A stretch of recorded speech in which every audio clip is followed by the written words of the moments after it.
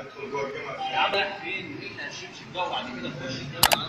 يا عم هو الجامعه دي بتاع يا عم لو جاتك سجاير يا عم يا عم ادخل شارب خمره وسجاير يا عم هو ادخل الجامعه ده جمالك انت ادخل. تعالى بس ادخل يعني يخش يشرب في خمره كده جمالك انت يا عم انت تشتري بشرب ولا تشتري بعمل وانت يا عم هتجيب الفلوس يا عم هتجيب الفلوس. الله يغفر جميعا.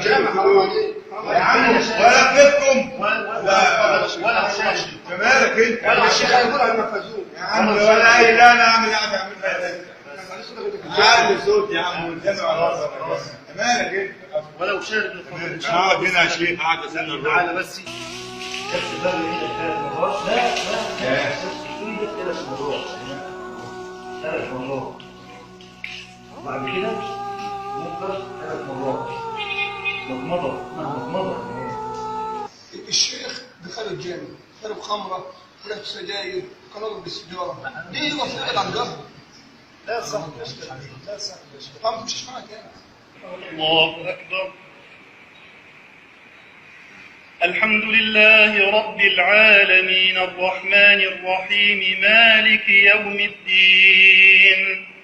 قل يا عبادي الذين أسرفوا على أنفسهم لا تقنطوا من رحمة الله إن الله يغفر الذنوب جميعا إنه هو الغفور الرحيم. الله أكبر.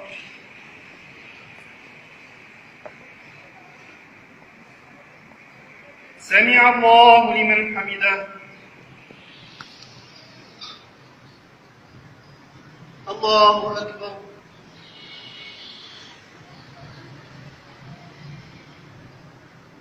الله أكبر.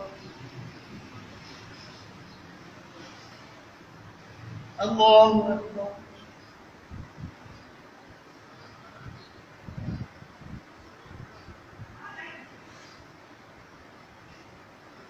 الله أكبر. ولا الضالين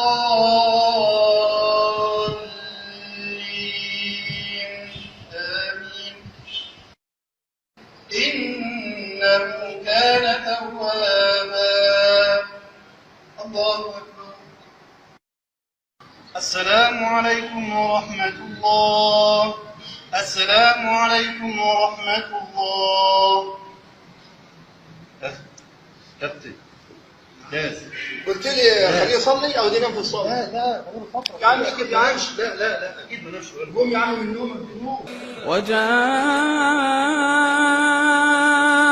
سكرة الموت بالحق ذلك ما كنت منه تحيد. وجاءت سكرة الموت بالحق ذلك ما كنت منه تحيد. وجاءت سكرة الموت بالحق ذلك ما كنت منه تحيد.